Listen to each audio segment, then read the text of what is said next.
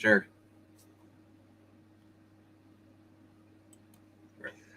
Good afternoon, everybody. What's going on, guys? It's me, it's RDV, and I'm here gonna go with back issue Eric Brain. Or back issues, so it all depends how he's feeling tonight. You know, and I'm sure Maranya had no idea who I was just impersonating. It's okay, neither will the viewers. What viewers? Maranya's our viewers. That's all we need. Damn it. Yes. Sadly, I was hoping that Mr. Captain Fergal would join us today. I told him to read that Avengers book that came out this week. So even if he doesn't show up on stream tonight, I'm still curious, what his take of it, because we know he's a huge Captain America fan, and Did he give any indication that he would? Not really. He said he's going to read it though this morning, so I dropped him the link, so he has access to it. He knows the date, he knows the time. Calling you off, Frugal. That's okay though. We'll find out tomorrow on Captain Frugal's channel. Is top 3, top bottom. Top bottom comments, I think he does. It's called. But yeah, you know what? It's a crazy week for me. I'm back to being normal, having 12 issues again, normal for me. The next 2 weeks, I'm getting all the books that were supposed to come out. They got pushed back. So I'm not really looking forward to that as far as money-wise. But reading, normally if I didn't have to read it within a day or two, I would be fine. But when I go past 12, it gets a little time-consuming for reading comic books.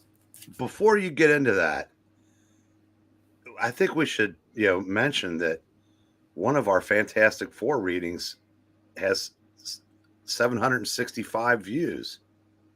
Yeah, I believe that's Enter Doctor Doom, or is that the one? No, Doctor Strange. Doctor Strange.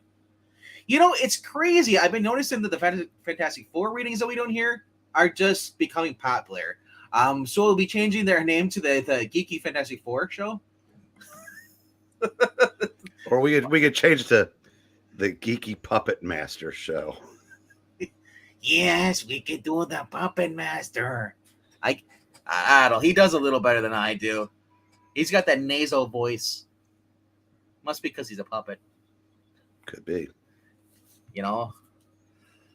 Wait, a puppet called the Puppet Master that controls other puppets. What if we're being controlled right now? What if he's a dude controlling a dude pretending to be another dude controlling another dude? It's controlling another dude. Yeah. I don't know, man. Like I said, it's cool that to see people joining in and actually just viewing it. I'm not sure how many people are actually staying around, but another cool thing happened though is we reached 5,000 views on this channel for watch time. We've only been at it for 2 years, so we finally got 5,000 view time. Do you win something? I don't know. We got a smiley face that appeared on their thing. It said, says you have reached a new milestone. Congratulations. I was like, thank you, YouTube. So that's right. Maranya and I are taking credit for it. And I gotta say, one of our new viewers, Jay something, I think Jay-Z something, he was saying, he's like, I wonder what it's like, to see if Maranya and Eric could change characters, what Sue would sound like. And funny about that is that if you go on our playlist, these two actually started out with the other roles. Eric was, of course, he was the lovable thing, and Maranya was the beautiful, and every woman in the world at that time too, because she was alone in reading all the female parts. She was Sue Storm, and Reed wasn't a redneck back then. Go figure. He wasn't. He was sober. Yes, everything about those readings are just so wrong, right? Like I said, but we have fun, and obviously people must be having fun, or they just like the titles I put out. That's all I can think of. I mean, I don't try to sell us as being the best readers or voice actors, but damn, when Trusty's on, he puts us to shame. I'll just say that though. We got to do less Trusty, just to prop us up a little more. I just feel like he's just that great of a voice actor, going from Sean Connery to Stan Lee. Just about what was it, guys? The guy who plays Putty. Patrick Warburton. Patrick Warburton, when he does that for some of his characters, that voice, he is. I said, Trusty. I'm sorry, he can draw and he can act. Man, he's like the Fonz. He just snaps his fingers. No, he and Pixel have legitimate talent. Yes. But I don't think the rest of us drag it down. No. I'm just buttering his chops, hoping that Trusty shows up. I mean, except for Zach. I mean, we could replace him with a can of WD-40 and no one would know the difference. But other than that, I thought you were going to say a bed sheet. No one noticed. No, then everybody would just assume it was still him. See, Zach, this is what happens when you're not here. And you know what happens when you are? Well, pretty much the same, but yeah. I hope he doesn't come back and sell our channel. I don't want him getting angry and kicking us out and then taking back over again. Like a certain McMahon we know. Yeah, it's been a crazy week, Fran, for just comic books and sports. Well, you can kiss the WWE goodbye. Well, I'll just say quickly on that subject. I don't know if it's for sure now. A lot of people are reporting a lot of different things. I do know that apparently Vince is coming back, but as far as being sold, we do not know yet. Well, they already said if he sells it to the Saudis, half the roster will quit. That is the rumor. I mean, I personally haven't seen anybody saying that they were quit, but I'll just say this. You're going to see a lot of people going to AEW or Impact. Well, you know that Zayn can't go over there. Yep. Because he's Syrian. Owens won't go out of solidarity. Daniel Bryan never went. John Cena didn't go. Nope. And I said nobody. Let's be honest. Yeah. If the women have to wear burqas, no one's going to care. That's just reality. Just like the fans like to see the guys show their physiques. Yeah. Well, if anything, you just see Goldberg wrestling 24/7. And the Undertaker out of retirement. And Brock Lesnar, I don't know, but hey, what's up, Skip and Tosh? I know, Skip, you said you didn't get a chance to pick up your books, but you're more than welcome to jump in and lend your voice to the stream. Get in here and light the beam. Yeah, it's crazy. 22-18 is their record right now. We keep getting, and I say we because they're our kings now. They keep getting to 4 over, but they can't take that last step. Now, maybe if Skip and I were on the same stream, we could send enough positive energy to get them to 5 over. Light the beam. I thought that was something that Skip actually created, light the beam, but it's actually that's actually a legit thing. I found out. I laughed when I saw. I was like, really? It's like, I guess it's the same equivalent as whenever the Brewers hit a home run, Bernie goes on the slide. Okay, I gotta join now just to get my Kings to 5 over. All right. So if you're just joining us and and we're now 9 minutes in, what we do is Thursday nights are our follow up to our Tuesday night streams where Zach and I, who's currently absent, will show up a little later. We take 5 books out of our pull list and we find out, basically tonight, if those 5 books that we thought were gonna be the best actually still are the best, or we're even close to being the best. And then I know, Breen, you occasionally get a book here or there. You gotta you get your allowance.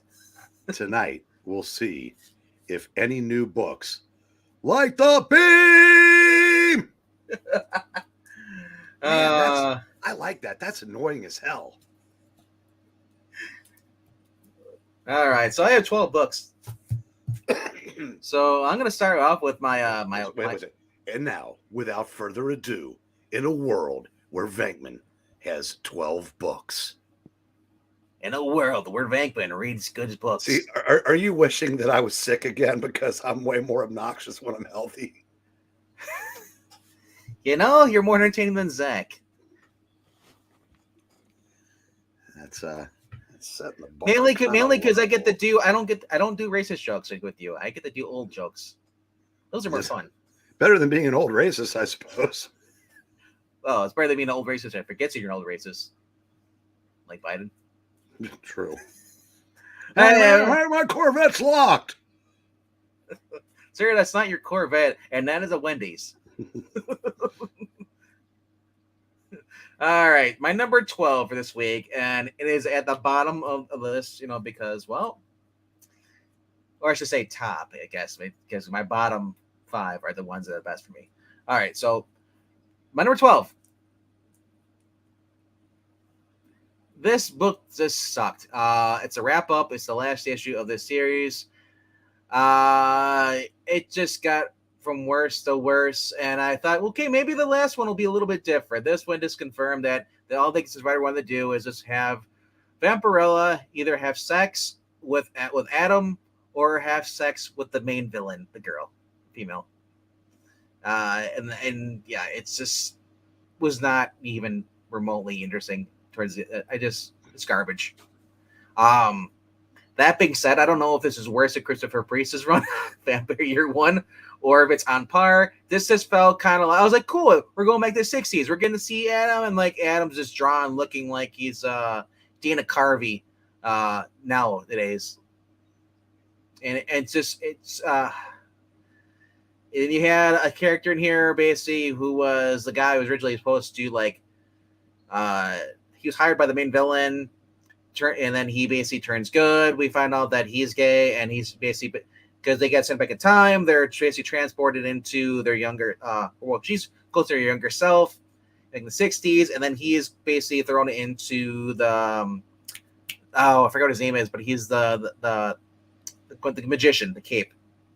Pendragon, and he basically in this issue he flirts with a guy while they're in at this party. And then, yeah, like I said, it just got to the point where it's like, wow, is this book only about sexuality and that's it, virtue signaling? And the reason I picked it up because, okay, I was like, wow, I wasn't liking the current Vampirella other than Adventures of Vampirella, and that ended, and Vampirella Strikes just started. I was like, you know what, I'll give it a shot because it's by a writer I've never even heard of, but it just became about sexuality, and I just don't care for that. I don't want her to be basically the vampire version of Red Sonja, where she just gets drunk and has sex, because that's what it turned out to be. I said something in a comment on one of Wes's videos a couple months ago, and I said there are two types of in current comics. There are two types of characters that are gay and characters that aren't gay yet. And I don't care who this pisses off. I'm just so sick of it. Well, yeah. Comics is a one-trick pony now. Well, the thing is that if a character is gay, don't make it a character. A character. Pendragon wasn't gay for the he wasn't. For the first 50-something freaking years. He was. Yeah. No, but because this young black guy is basically stuck in the body of or he's possessing Pendragon's body. He starts flirting with another guy. I'm thinking like, dude, first of all, this isn't your body.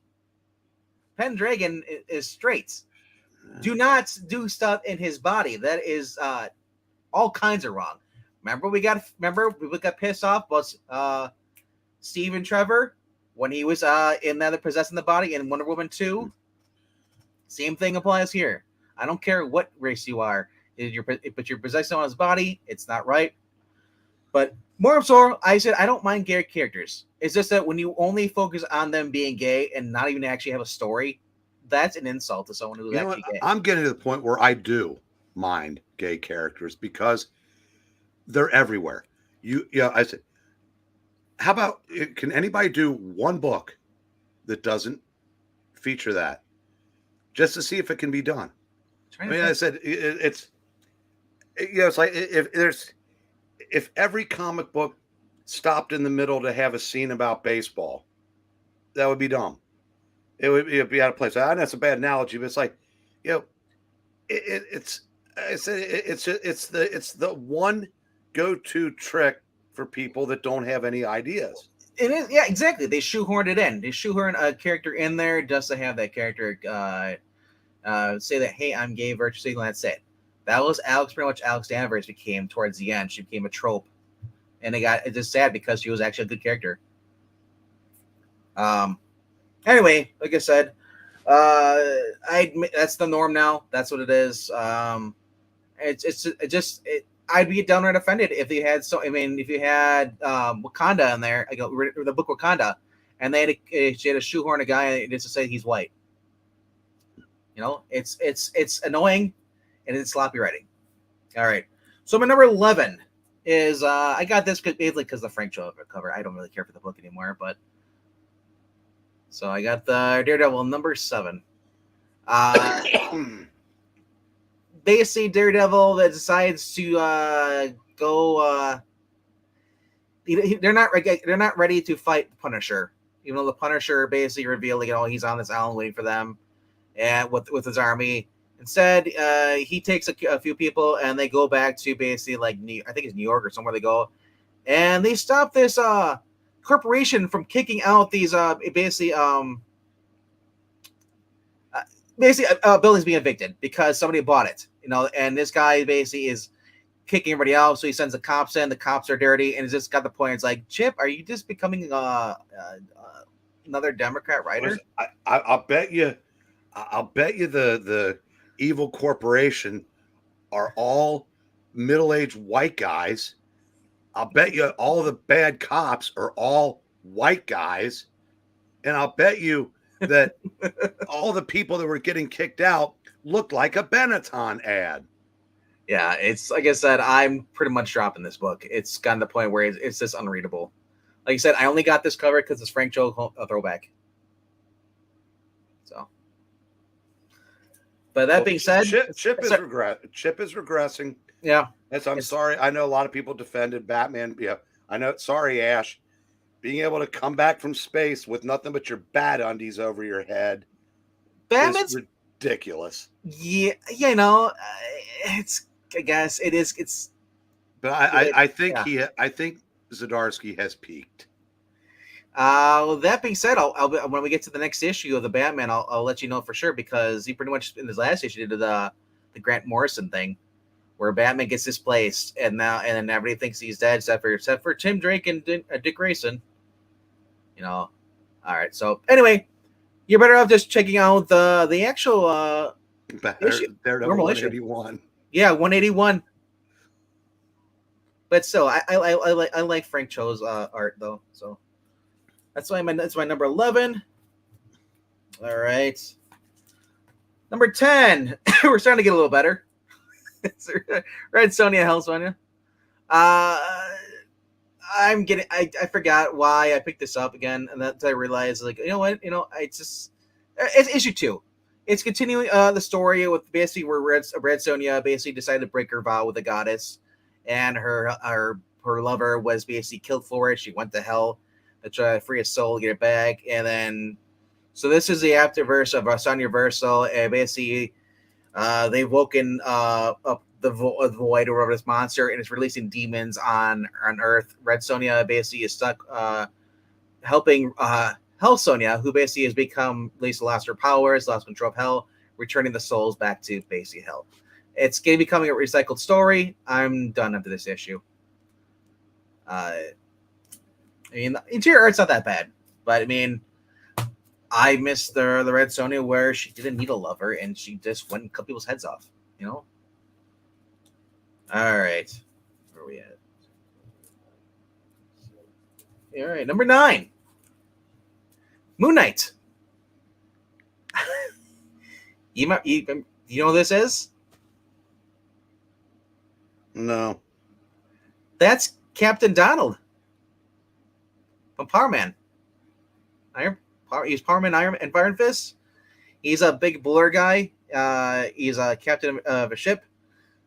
I had it on here before. Hold on. Donald Planet. Yeah, I don't remember him. Donald Planet apparently he appeared in what was it? I think it was Power Man and Iron Fist number 80 something? 80, 82? Oh, 87. Yeah, he's a guy who's basically subjected to a kind of experiment that increased his strength and durability. He was basically hired by the crime boss in that issue to destroy 3 text cabs containing a cassette tape that incriminating material in it. He was defeated by Moon Knight, and then later he attempted a small arms Latin group in the Power Man and Iron Fist, book basically, and he was stopped by them. He was great. He was great by Denny O'Neil and Jenny Cohen. So he really slimmed down. He was a big boy like Wilson Fisk. When they introduced him, he was we called him Tugboat. Pilates, yes. So basically, we've answered him more. It's just more of a filler issue, sadly. Moon Knight and is talking to Hunter's Moon, which is basically the right hand. I forget which one. They're both hands or fists of Khonshu. Khonshu is basically still imprisoned, and they have the conversation because Mark says like, why is it we saw all these other specters, other former Moon Knights? How come if we're supposed to be like immortal and stuff, always come back? How come the other ones? How come there's all the fists? We're both modern. There's no really old fists, and it barely says that is that the guy every time they die, they lose a part of their mind when they're resurrected. They become more rage monsters, steroids, as so. Meanwhile, this Zodiac, I guess he's the new Zodiac, Terry or whatever his name is in prison talking to a former a friend of Mark's, and they're having a conversation like this going on. Like I said, it wasn't that much action here. Moon Knight and Hunter's Moon go underground and stop and aid the Mole Man who basically came to like the midnight mission where the house over and requested their help, and they basically Mark fights with this guy. But it's also revealed that basically if Mark if he dies one more time, or if any of them, either him or Hunter's Moon die, because Khonshu is in prison, he can't revive him. So basically they're not immortal anymore. By the way, take a second to say hello to Evil Black Cat. I can't remember if we said hi to him yet. Undead Quinn, to Helam 29. I know we already said hello to Maranya. Yeah. And anybody else who may be lurking. Yes, and I apologize if you're offended by anything we said. That you have the right to do that. We have the right to offend you. Yeah. Same wise. If you disagree with us, yell at us in the stream right now. Remember, I'm old and my filter is fraying. He's using the same filter since 1972. All right. Number 8. Carnage by Ram V. This is just getting more and more fun. Finally learned basically what Carnage the symbiote is after. He's after for, I guess, now this is the bad thing because it ties into War Realms, I'm like, I don't care about War Realms. But apparently in the War Realms, Malekith was part of that. He had a sword. It's called like the Black Sword or that, and he had to take out a symbiote. Carnage basically goes to the forge that was destroyed by Mjolnir. This is going to this ties into the Donny Cates thing. When Mjolnir was possessed, it was actually a female, or energy thing. It destroyed the forge, where the dwarves built all the weapons. Venom or basically Carnage shows up, that symbiote there, and basically wants him to form him a new sword, but he wants to make some modifications. He wants one just like the Royal Realms one, but he wants his own. We also learned that Carnage, when there was also Cletus Cassidy, who was separated from the Carnage symbiotes, originally thought dead. There's a red symbiote that he's attached to, so I don't know if it's just him. The Codex was left to him, but it's inside the cop that's basically trying to stop the Carnage symbiote, who basically wants more power. And how do they portray Cletus Cassidy without the Carnage symbiote? Well, he is a piece of incarnate symbiote. He's basically a voice inside the guy's head. The Okay, cop. so because I was gonna say, I remember Cletus Cassidy. Bit The the dust. reason why the Carnage symbiote chose him is because Cletus Cassidy is a real piece of shit. Yes. This one is basically driving the good cop, wearing him down. It's like, you have to murder him. You don't have to do this. He's basically the devil on his shoulder, literally. He's slowly wearing down, and it looks this is only issue 9. By issue 11, it shows the Carnage symbiote, full symbiote, with Cassidy's face, over the symbiote, where the symbiote's head would be. So people are speculating they're bringing back Cassidy's going to have his own new body in.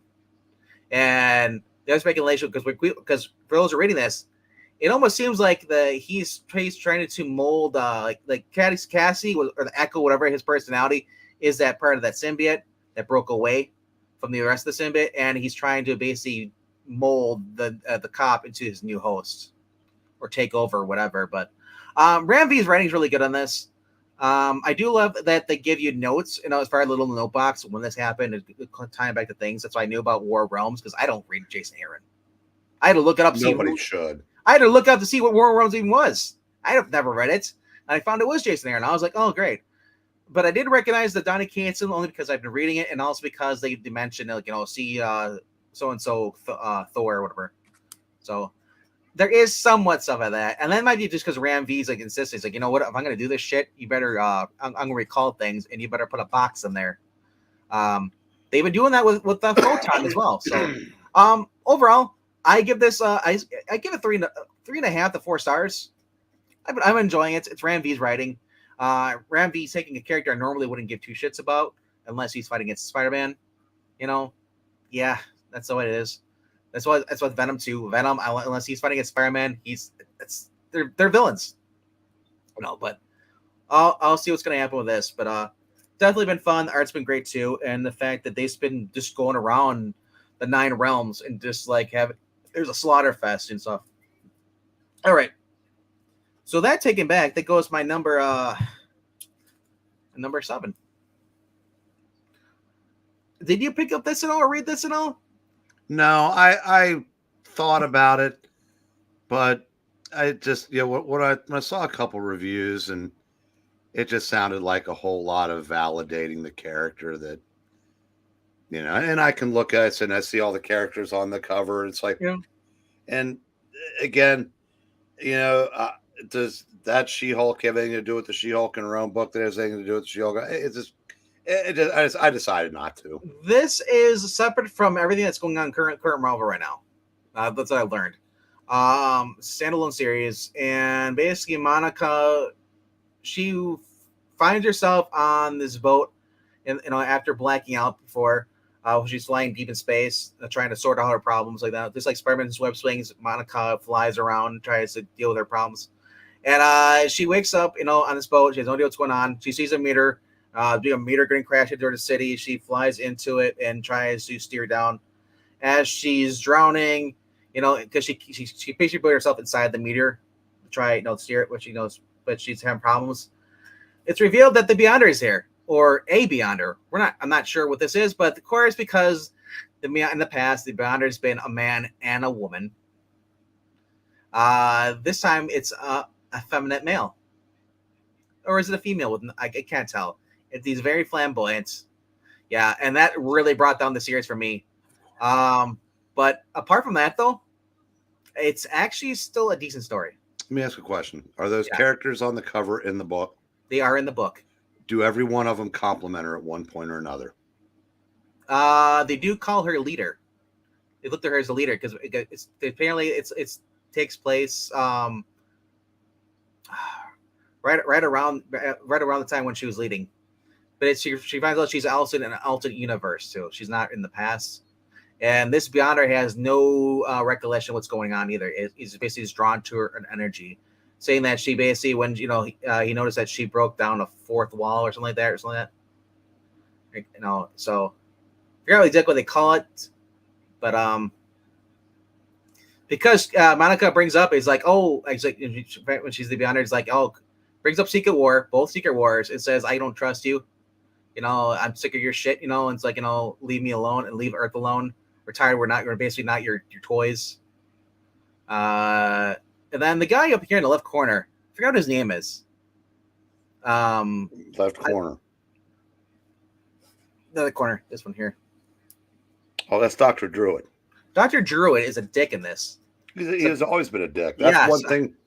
If he's a dick in this, you've got that character right. Yeah. And because and then also these Avengers, they have no idea who the Beyonder is. So this must be before they met the Beyonder, or it's an alternate world. Maybe they never met the Beyonder, but they start to question her because of the fact that she's talking to them and she knows about this Beyonder. They start questioning her, and but he said, I'm curious to see what's going to happen next. Who's the character right behind Monica? Right behind that's Thor. That is? That's Thor. Good Remember what? God. Do you remember Walt Simonson actually had the beard? Yeah, it's just brown. The uniform's so different. I couldn't even. Okay, now I can see the hammer. The hammer was like blending in when you were holding it back. Yeah, kind of. Yeah, I hadn't focused on that, and wow. She-Hulk looks like she is drawn on the cover in the book.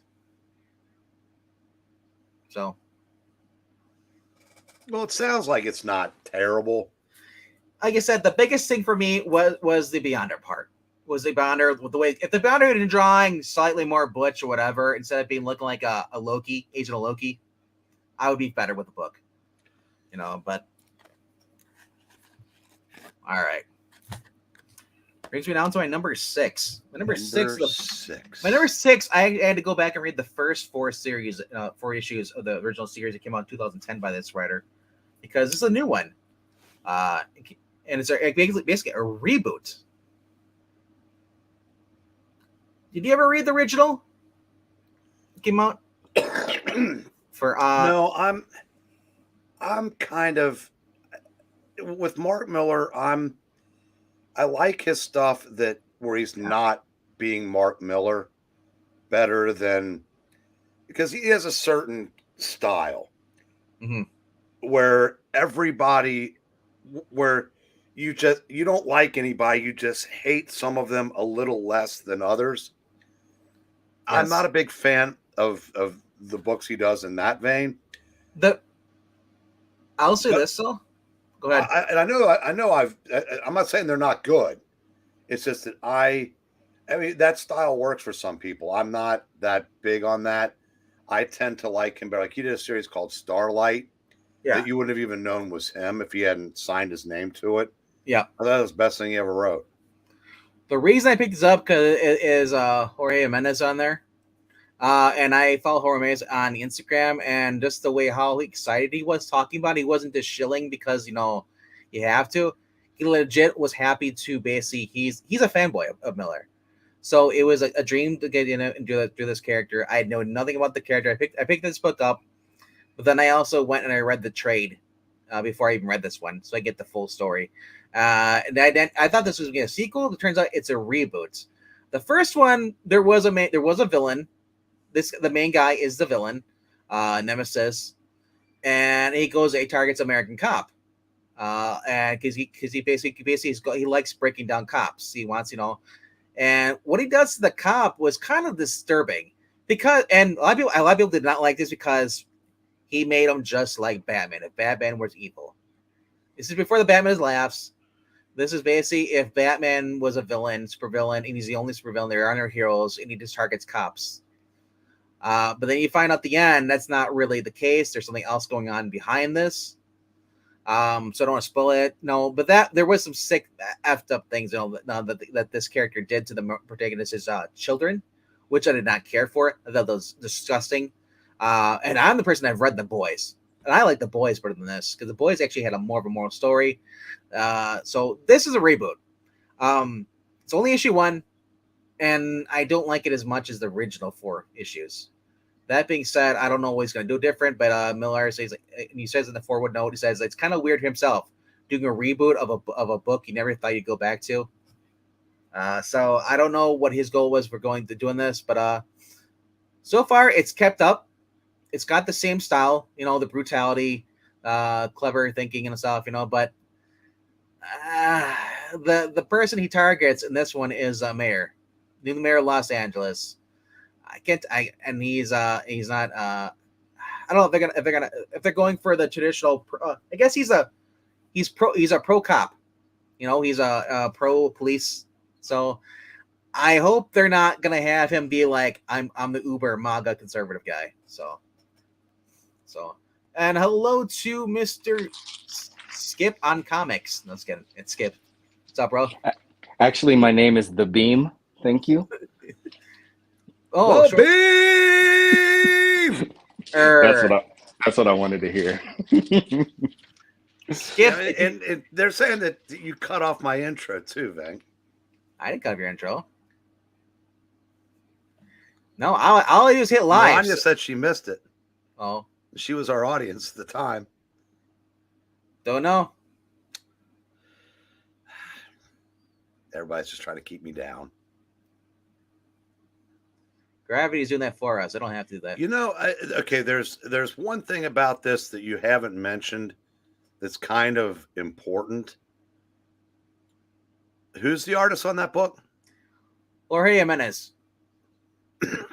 How in the hell is he doing a book for Image? I mean, it's a rhetorical question because DC sucks so hard right now that they are too cheap to pay him, that he goes to work for Mark Miller, who probably has more money than DC's comics division at this point anyway. But that's just kind of criminal that somebody that a year or two ago was the Batman artist. Yeah. And here he is now doing a book that's going to I don't know how much it's going to sell, but it ain't going to be Batman numbers. Yeah. And this was $4, same price as a DC book. Well, some DC books.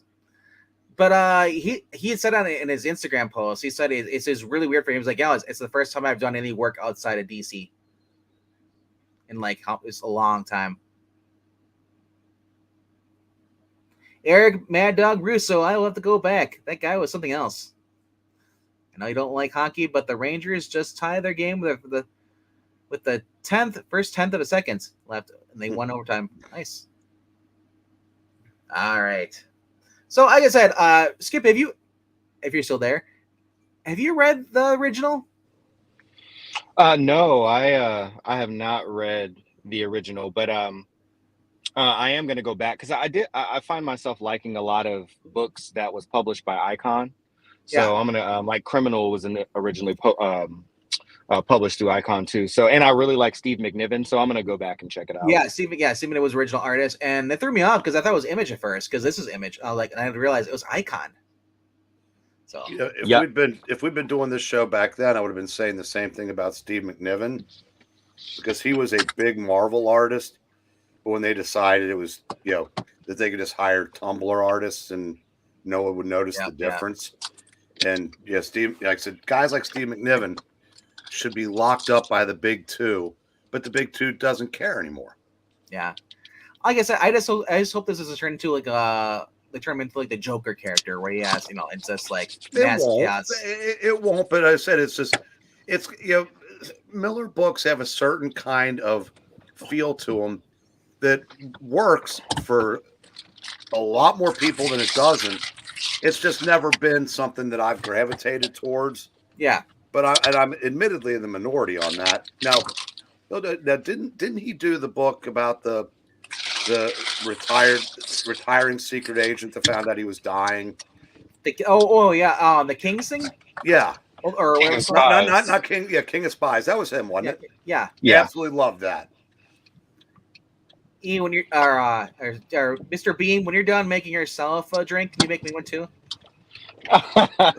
Maybe just maybe. So, maybe just maybe. What are you putting in that Coke? A little Jim Beam. That was good. Now I'm actually with you, Breen. I'm not as I drive past a place called Skip's Music. Hello. I'm with you. I am not big on Mark Miller, and I have not read a lot of his stuff, but he has some titles that do interest me, and this is one of them. And to me, you can pull me in if you get like really good artists, and he gets some of the best for Yes, a lot he of his does. stuff. I So. wish he'd gotten one for that $2 book you did, but on MK, we will be talking about that a little bit later. Like I said, I picked it up because I read the first one, and I figured this was going to be a talking point. It's basically Batman is a villain with swords, but he also uses guns too, and just like it's like what the heck? It's like I need like Batman to come in here as a crossover to fight him. it's overall a lot of gore, a lot of art. It's great. Like I said, hopefully it does well.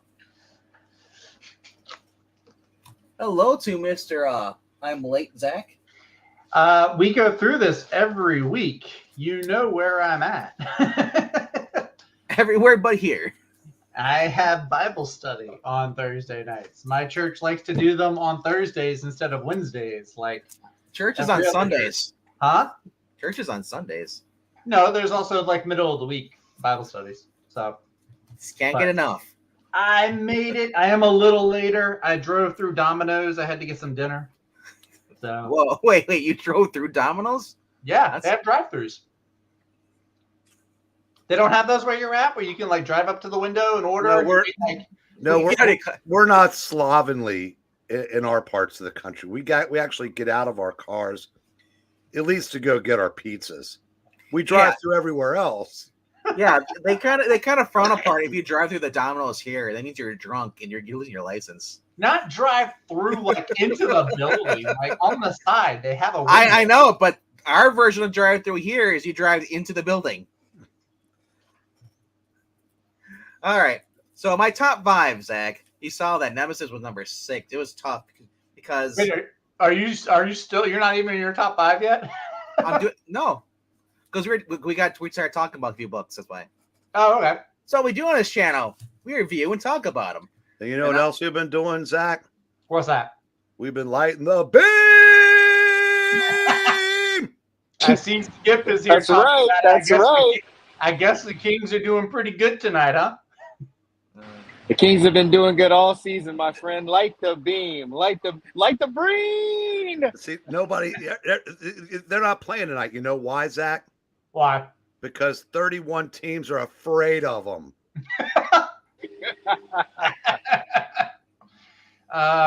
Must be good to have a sports team that good.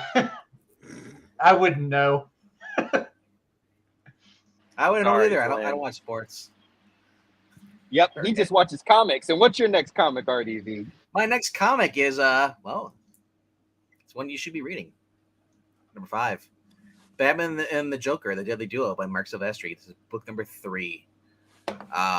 Just an overall fun series. You can get past the fact that Bruce Wayne has a GIMP mask. I don't know why he has a GIMP mask, but he uses it for the Joker. So the Joker can't breathe or speak or even look. It's creepy, man. You know what this reminds me of when I look more at this? Remember the villain from the last it was the last volume of Snyder's run in New 52? Remember like that one villain you had to go against with all the plant stuff? I think it's Doctor. Well, yeah, I kind of know I think I know who you're talking about. In the New 52? Yeah. When I look at that, that's what I think of every single time I look at this now. I was like, oh my God, I can't unsee it now. I'm not going to spoil this, but I'll just say this. Phenomenal art, great story. Batman goes through something he's never done before in this. And it's not him being gay. No. Let's just say if it's like an Arkham game if you chose wrong. You chose wrong. Well, Zach, you read this? You know what I'm talking about then? No, I haven't read it. Oh, I'm trying to limit my miniseries, man. You're not getting that, Zach? I have so much work to do. You're like, I feel like Dr. Rick, and you're the guy becoming his parent. Honestly, I was surprised to see you hold up the cover. I didn't know you were reading it. I'm kind of surprised. Hi, Dr. Rick. For the Zach that's becoming his parents. It's tough. Here's a gun. Have you seen the one with the elevator yet? No, That one's hysterical. Those commercials are great, by the way. I said, all of them are. yeah, I said, but he's like, yeah, when everybody's getting off the elevator, he's going, hey, keep in touch. And he starts to get off, and Dr. Rick says, he goes, that was terrible. Get back on here. Let's go again. All right. So my next 4 books are books that, well, one, at least 3 of them are number ones. All right. Batman the Animated, sorry, the animated, but the Batman Adventures continues, season 3, issue 1, written by Paul Dini. This is a Stephen Beach cover. This is the variant. So no, Clayface isn't in this. They bring back a character from the second series, the Muscle. We also get I think his name's Lockup. He's basically the former SWAT guard who wears the chains on his shoulder, and he serves as an executioner. We also get to see Black Mask in here too, a few other villains that normally weren't in the actual this basically the animated series. So Clayface is in the cover, but I like Steve Beach covers, and I like the fact this is based off the animated series Matt Hogan, where he was an actor. Fun story. I said if you've been enjoying what Paul Dini's been doing with the series, it doesn't skip a beat. It's fun. The interior art's great too, and it just feels like I'm reading the animated series. You know, fun book. All right. Now my number 4 is a book. It's Mark Waid book, and I know how people feel about Mark Waid, and you have every right to feel that way. But this is a fantastic book. This is Lazarus.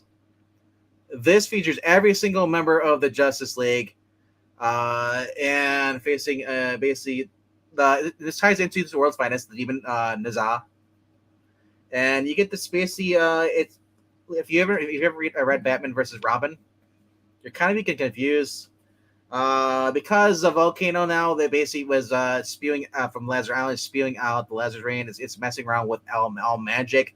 A lot of stuff is inverse. A lot of technology is not working. This requires all the league members to work together. Batman's still severely injured. Damian's flying the plane with Talia and Bruce in there, and they end up crashing into the Hall of Justice.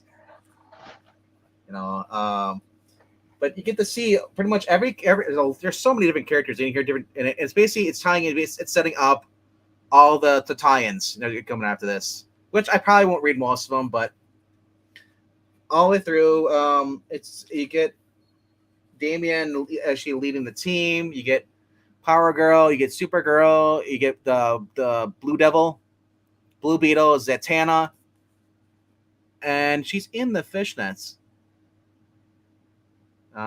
Mary Marvel, and they're basically trying to stop because the league was disbanded after they nearly died, so they're all scattered right now, and they're all trying to work together. Who's the artist on that? This is Federici, I think it is. No, Yang. It's Mark Waid, Yang, Federici, and Tan. I think Yang is one of the writers. Well, then it might be Federici then. Yeah, because Yang, I think that's the same writer who was writing that Superman hardcover book that you were talking about on East Channel the other night. Might have been, yeah. But what's really cool with this is that it actually tells you what's coming up, and it explains what part of the world they are. And Gotham is actually in New York. So they're in what? New York City. New York City. Like I said, I've been liking this. The battles in here, you get Supergirl. Basically, her powers only work at night, versus because of the magic effects. So basically, they're working during the day. They work at nighttime. It's just fun having Blue Devil and Supergirl teaming up in this. Like I said, it's basically a book of nonstop action. I guess some people were upset because Damian is out giving out orders where Batman's there, but he's not giving orders. So I'm like, dude, I'm pretty sure he trusts Damian to give out orders. And when Batman wants to interject, he interjects. Weren't they just trying to kill each other? Because, Damian was basically under Nazar's spell. Mm. So, but like I say, I paid $6.99 because this is a variant cover. It would have been $5.99 for normal. Oversized issue, fun, nonstop action, great art. So yeah, I mean, I'm gonna follow because of Mark Waid stuff. Because he's consistently, I've been liking his stuff. He's been releasing through DC, but we'll see where he takes a fall. If he'll basically go down the path of Zdarsky. I don't think he will, because he's when he chooses to be a professional writer, he's among the best. Mm-hmm. I think DC has sabotaged that by, instead of focusing on what's supposed to be a really good story, they have chosen to promote a new trans character that they said is going to be your new favorite character and plunk it right into the middle of this storyline, which I think is going to get some people to just say, yeah, I think I'll take a pass on the event altogether. Well, I didn't see any character like that in this story. I mean, it might be it's not in that one, but it's probably eventually will happen. Yes, they them's coming. I saw a video about it today. I forgot the character's name, but again, it's like I said, it's all they have. You hire guys that can write great comic book stories. World's Finest is a legitimate hit, and I'm guessing that really annoys half of the people at DC. Well, yeah, I'm it sure flies in the face of what they're trying to morph the comic book audience into. The Megan Fitzmartin and Tom Taylors and Tom King do not like the fact that Jeremy Adams and Mark Waid are outselling them. I'm not going to put Tom King in that. Tom King just has some really shitty ideas. Well, yeah, I guess okay, maybe not Tom. Tom Taylor though. Did you hear me argue Tom Taylor? No, you did not. Tom Taylor, whose Kellogg book got canceled. And not only that, they're putting Joshua Williamson on Superman, which Tom would probably rather have, so he could write Superman, aka John, in the main title. But yeah, the character, the book that's got the trans character has Joshua Williamson and some people I've never heard of. And I again, like I said, I don't know why they insist on keep doing it over and over and over again. No. I mean, I do know why, but I guess Mike, I guess then why do they bother to bring Jeff Johns back and bring Mark Waid back and remind fans of what comics used to be like? They get us to buy back issues. I guess, but nice. That's I'll shut up now before anybody else calls me a homophobe. Like I said, if you're offended by this, call out Eric. His Twitter is in the description. I'm not too hard to find. My username is my name and my. So yeah, he's actually from Australia. He's just putting out his American accent tonight. Oh, I live right next to Thallium. All right, so my number 2. It was between DC and Marvel because Marvel put out a pretty damn good book this week. So it pushed my DC book to number 2. But that being said, it's my number 1 DC book this week. What a shock. This is my surprised face. You shouldn't be shocked because I can't help it. I love Jeremy Adams. I love him on The Flash, man. He's probably the best writer right now at DC. I do like Mark Waid, but I've been consistently like everything that Jeremy Adams has been doing. I just realized that he did that Batman Dragon the Soul animated series or movie came out last year. The Richard Dragon one. Oh yeah. That's Jeremy Adams. He wrote that. I know he wrote the Super Sons movie. Yep. He also writes all the Lego DC movies, or at least most of them. I'm not correct. Win War begins here, and wow, it's just we get Jesse Quick in here, we get Rick Tyler, we get Jay Garrick, we get Max Mercury, it's just a fun book. We even get Bart here arguing with Ace, and basically Impulse shows him up, and steals the glory, and then we get a little tiff between Wallace, aka Kid Flash, who's like. So you're just jealous. You want to be Kid Flash. He's like, I've been there, done that. Don't need that. It says I don't like yellow. It's like, fun book. It's a 60-second war, and it's basically like 24. It's 60 seconds. So and everything happens all at once. Leaves on a cliffhanger as far as with Iris and Barry. Yeah, that's right. Barry's in this. And I gotta tell you, man. If they decide to go back to Barry, and I would be happy with Jeremy Adams writing him, because Jeremy Adams can write Barry and Wally, it's the same, and even hinted at like a Barry and Iris talking about having kids. So I'm like, oh, come on, let's do it. All right, so that's my number 2. I recommend you guys check this out. It is a fun series. It's the beginning of this little arc. Places. Have fun. Can't wait for Tom Taylor to take over. I heard that rumor. Get out of here. I heard that rumor 2 weeks ago, and it still doesn't happen. Gee. Sourceless rumors. Slander. All right, so definitely thank you, Jeremy. I know you liked my video. I tweeted earlier, so if you do check this out, keep up the good work, man. I love you. That's me, Brown Ozzy, for more great books. All right. Breen, I know you have this book. And if you don't have this book, I'll be shocked. My number 1 book this week.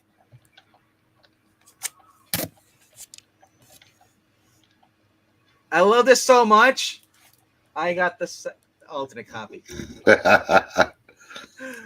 How can you pass this up, man? This is just a fun book. And Zach, if you did not get this book, I will be disappointed in you, and I'll have to kick you off the channel, because this is an awesome book. This goes back, taking place right after Avengers number 11. For those who remember, that's basically where we had a robot Spider-Man versus the Avengers, which I'm sure Breen has. Wait a minute. No, I used to have 2 copies. I gave one to Jerry, and then when I sold my collection, now I can't afford to get it back. So I'm gonna say right now, it's not just that. I'll give you a little spoiler, a little thing, preview. They brought back these beautiful pages, divided the boxes, everything goes in there. The only thing missing is a narrator. That's my one thing. If you had narration box in here, I'd just be like, oh my gosh, just like kill me now. Zach, you didn't get this, did you? No, I got it. I wasn't gonna spoil my polls. No, it's okay. Like I said, it is just fun. Avengers versus Hulk. Oversized, 56 pages, I believe it is. But is it the Hulk? What is the Hulk? Or is it a robot like the Spider-Man? We don't know, but I don't think we do know. No, but like I said, it even gives you a call back to this. It tells you, hey, at the end, hey. This also does, Tom Brevoort is doing the editing. So when they mention a story, they tell you, like, oh, so and so happened in this, Yeah, I will say about Tom Brevoort, I don't like him because he's just kind of gone along with all the nonsense done for the last 10 years. But if you get him talking comics history and get him away from all that crap, he's a true comic book fan and historian. So I do like that about him. Would you say he's on par with like you, or probably not Paulo, but yeah, no one's on par with Paulo. No, Paulo's on a whole different level. Well, yeah, Paulo, that is his passion. He wants to be a comic book historian. Yeah. So he studies it. I mean, and he's also got an incredible memory, which helps because there's a lot of information to digest. Trying to find the page. I'm sure he is. I mean, I'm sure his knowledge is, every bit, if not more than what I have. So, yeah. Like I said, they just do everything great in this. Iron Man is in here, and like it says, they're going down the ring. And Mariah, this is a reason why you need to go get this here. I'll show you in the next minute. Because they're on the ice. He brings out the rocket skates. Roller skates. There you go. This is your reason why you should get this. Everything is in this going through. It is just a fun book. And I just can't get over it, man. It's just. Well, Tuesday on your show, I left a comment. Yeah. That I don't think either one of you saw.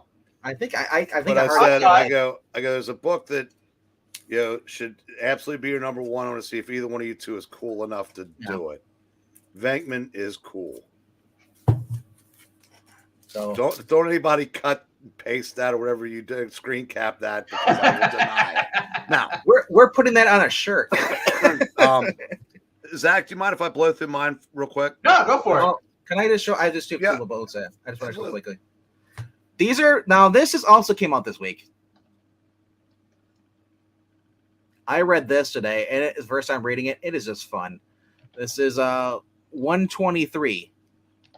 We're talking about this behind the scenes here and how expensive this. If you have a copy of this, I'm just happy to have, the first issue. We were basically what's her name goes or basically Barry meets his hero, childhood hero, basically. And I did not know this, that in our universe or Barry's universe, that Gardner Fox is a comic writer, and he writes, the Flash comics, from the Golden Age, and so it's a guy writing about himself, writing a book that he's writing. Fun story. All right, so I enjoyed that. It's worth it. You get the ads, all that stuff. Well, awesome, bro. But this was cool too. I got this today. I just love this. Robin's first novel-length solo venture with the Copycat Girl Keepers. Also, Batgirl is last case, and the villain of the issue, the Spinner, written by Bill Finger. So the bottom two, basically the Batgirl and the Spinner, basically are Detective Comics and 424 and Batman 129. Yeah, and man, this is fun. It's this is Batman Family Giant number 8. Man, I wish it was 50 cents. But and Zach, I won't spoil for this, but check this book out if you get a chance. Read it. Okay. First appearance of Catgirl. Catgirl. Who on earth is Catgirl? You'll find out when you read the story. All right. So. Yeah, right. I'm really happy to see you picking up stuff like that.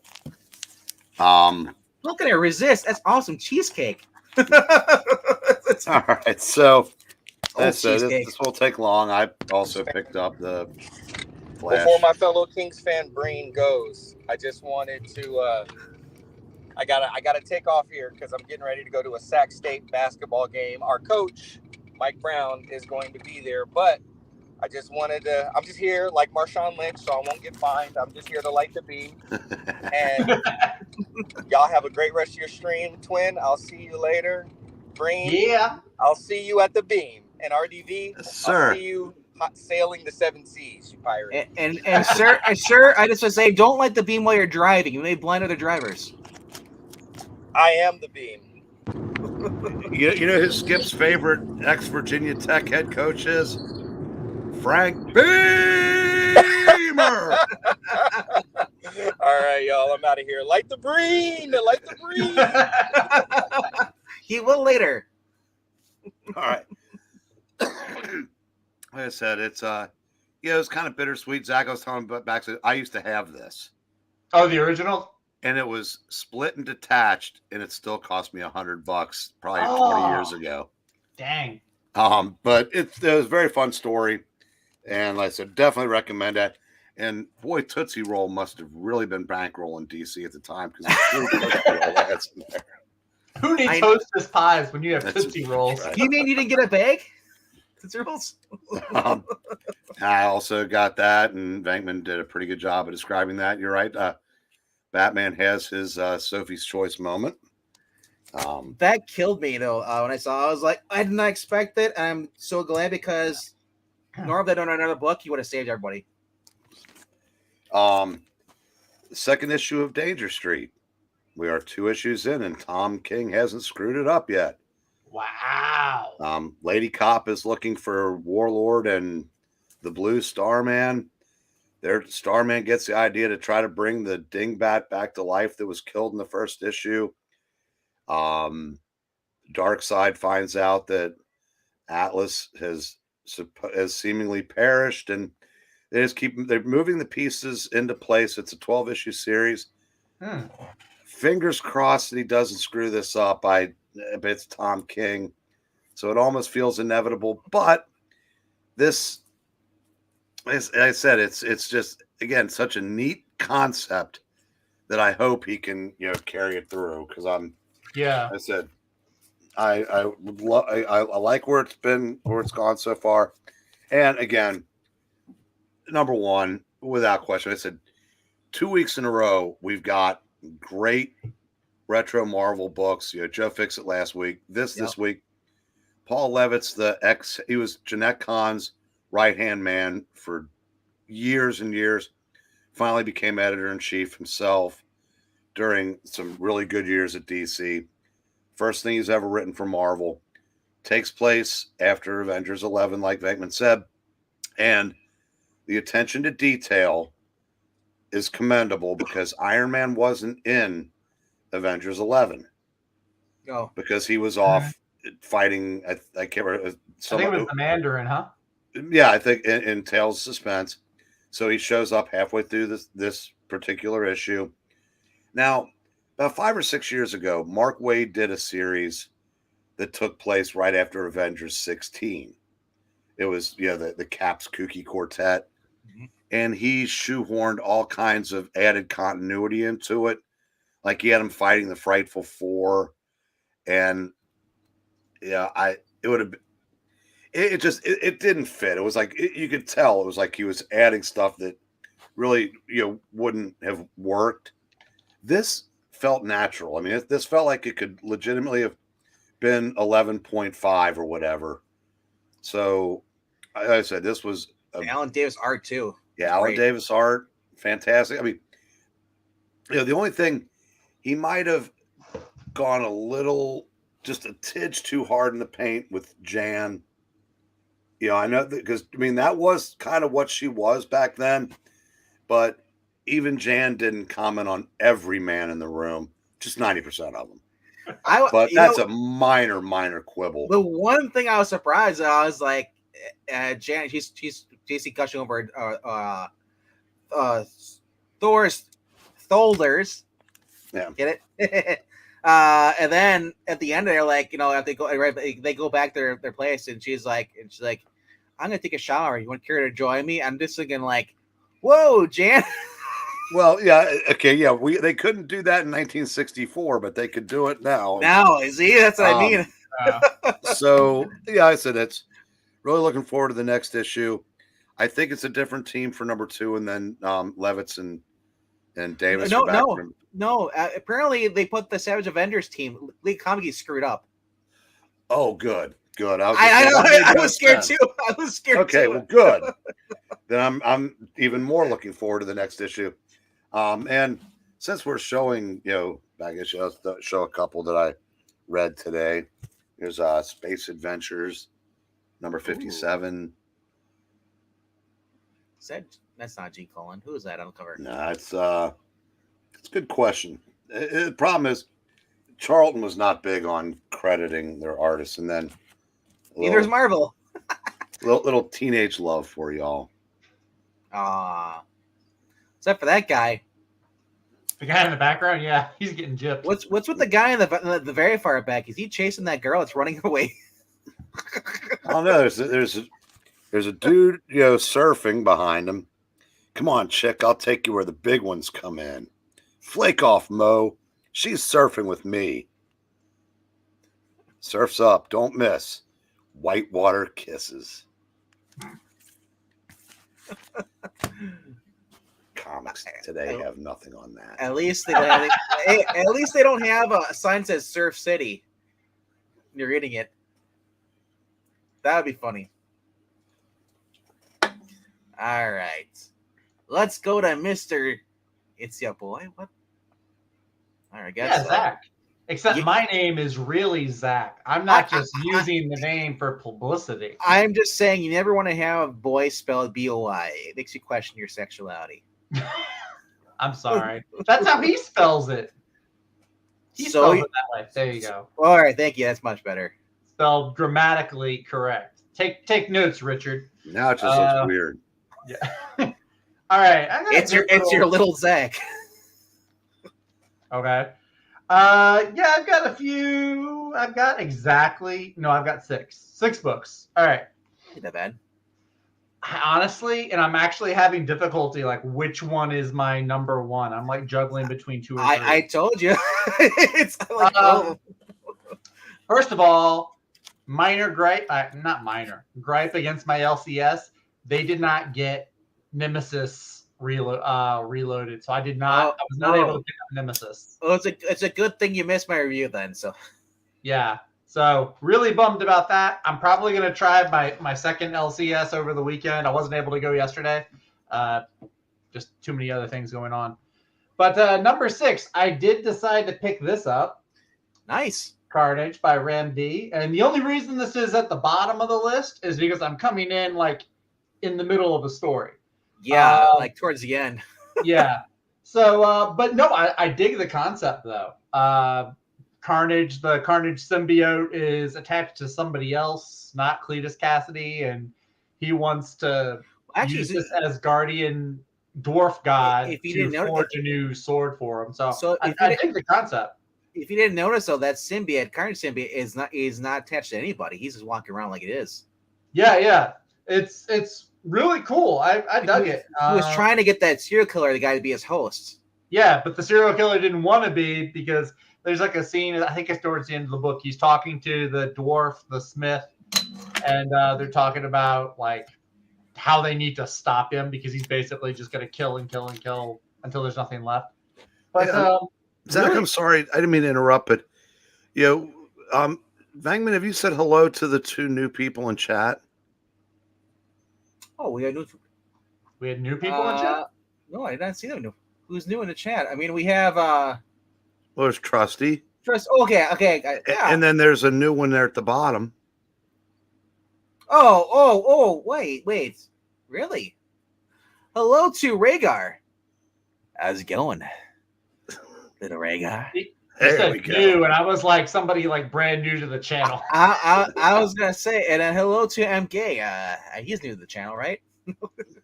Yeah, I've never seen them before in my life.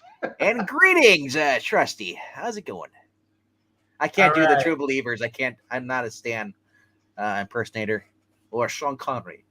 Greetings, true believers, and welcome to the Geek. I'm bad. I can't do it. Gosh, I can't even finish a sentence. I'm not a good Stanley impersonator. I can only do cultural appropriation voices. I can do not Mike Wazowski. What's her name? The slug lady, Roz. I can do Roz from Monsters Inc. But anyway, all right. Moving along in my top 5, we got Daredevil number 7. Hey. I enjoyed this. This was I thought this was going to be the one where they have Matt and Punisher fight, but apparently that's the next issue. You didn't mind them taking on the evil corporation, kicking people out of their houses? No, not really, because it wasn't the police that were the bad guys. It was like the people they're going to blow up people. Yeah, they were going to kill people in the building. Yes, that's a bad thing. Yeah, I know, but I'm pretty sure they're all white cops. Yeah, but they weren't bad guys though. They're planning the cops are the ones that planted the bomb in there. They're going. No, it wasn't the cops. Go back and actually read the words. It was the private security that the landlord had hired. So Superman fought against slumlords when he went like back in the 40s and 50s. I mean, this was, I like this actually. I really enjoyed that. There's a really cool situation. So Bullet, the guy from the last issue, he's been giving Matt like a lot of grief about like how their island is a prison. Well, Matt is like, you know what? Okay, you can go do your own thing. It's really interesting, I think, the dynamic between Matt and this Bullet guy. Matt creates a Suicide Squad. Pretty much, except nobody dies. No, I like this though. I thought this was a good issue. Next issue is going to be the one where Punisher and Matt face off. I just want Zach. Or no, I'm not Zach. MK. What? I don't have HBO Max, and I wouldn't even pirate that. I refuse to hate watch stuff. So even if I know there's a lot of YouTubers that will hate watch, I won't even do that. I'm not even a big Scooby-Doo fan. Like the movies I'll watch, but that's just because it has Sarah Michelle Gellar in it. I'll just say this: Velma is crap. There's no Scooby-Doo in there, and they had to replace Shaggy with some other guy wearing Shaggy's clothes. All right, moving on. I'm going to keep it on the comic books. We can talk about other stuff later. Got Lazarus Planet Alpha. Hey, that's the cover. Mard and Yang and all these other people. Andrew Yang writing. Yeah, Where's Andrew the Yang. window? Andrew Yang, he can do the boob window. It's there. It's just the angle that they're showing it at isn't prominent. Hold on. So big that the window is horizontal. Hold on, I'll show you the boob window. It's right here. I can't see. There's a glare. There's a big glare. And you're showing Poison Ivy off more than anything. There it is. There you go. Put those away. Yeah, this was actually a cool story. I wasn't looking forward to this. The story was actually really cool. I like that they brought in, first of all, I believe it was you, Breen, that said we would never see Zatanna in fishnets again. She's in the fishnets and the top hat in this issue. We also see Blue Devil. They bring back Blue Devil, which was a really obscure pick that I dug. Well, cool. Not really, because remember, it's all magic users. He's the only magic user they have for most of the story. Not really, no. Yeah, he is. Until him and Mary Marvel. I guess you can. Well, I guess for this issue, yes, but I can say this. By the time you get to the end of it, then yes, there are more. World's Finest and Batman vs. Robin. This are all the same story. Yeah. So yeah, I like what he did. I like Mark Waid's continuity. What he did, incorporating World's Finest, especially into this, because Robin is telling Supergirl like, "Hey, you remember Devil?" Because going back to his early World's Finest issues. Yeah. So really cool. I was really interested. Also, this is the first DC book I've read in a long time that had a backstory, like a backup story that I actually enjoyed reading. Because you like Monkey Prince. The Monkey Prince story. I actually want to go back and read Monkey Prince now because the backup story, it was that entertaining. So yeah, I was surprised. I'll probably pick up the rest of the issues. If I want a monkey story, give me Detective Chimp. No, I kind of like the Monkey Prince guy. I like it. All right. And on a full moon, he transforms into a giant monkey. This takes me to my top 3. All right. We got Moon Knight, number 19. Cool story. Really kind of unusual. So first of all, there's cool parts. There's like this whole revelation that Moon Knight and Hunter Moon have like, Khonshu will resurrect people. There's a whole thing about how he resurrects his knights or his servants or disciples, whatever you want to call them. And I thought it was a really cool concept where he ends up going and who he ends up fighting against and who he saves. I thought was really bizarre because there's like a whole bunch of mole people in this, moloids. I was like, what's wrong with mole people, huh? Nothing's wrong with them. It's just unusual. You don't expect to see mole people underground. Moon Knight. That's what we used to call our cousins because they never woke up before noon. But Zach, um, Zach, you recognize he's fighting on the cover? I have no idea who this guy. Commodore Planet is what he's. Well, you should know who he is. He was in your favorite book. You know when the white guy joined, Power Man and Iron Fist.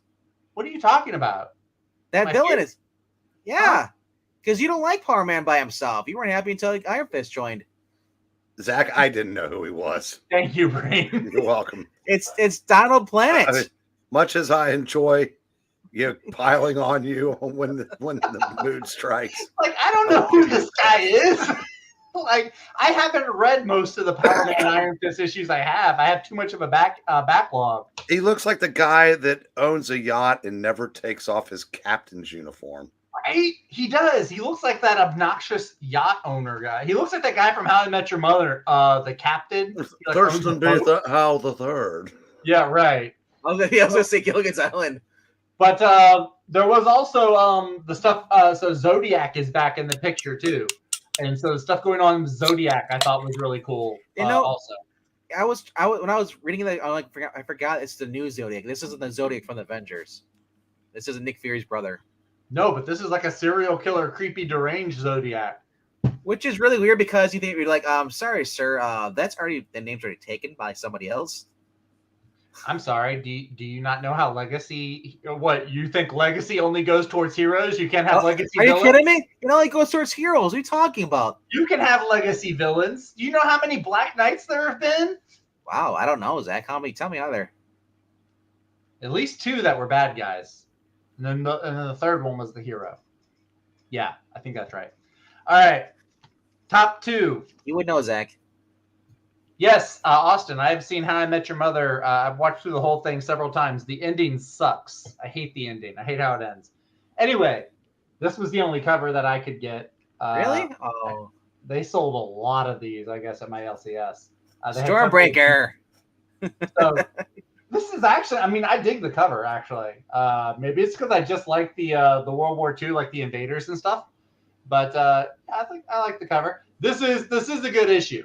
I did really enjoy it. I like how it's written like an old Avengers story, like Breen said, and it picks up right after Avengers 11. The attention to detail is really good. Wasn't bothered. The Wasp thing didn't really register with me. I mean, she made out with Magneto. I mean, early Jan just. I was reading Jan years before she made out with Magneto. It just, like I said, it was.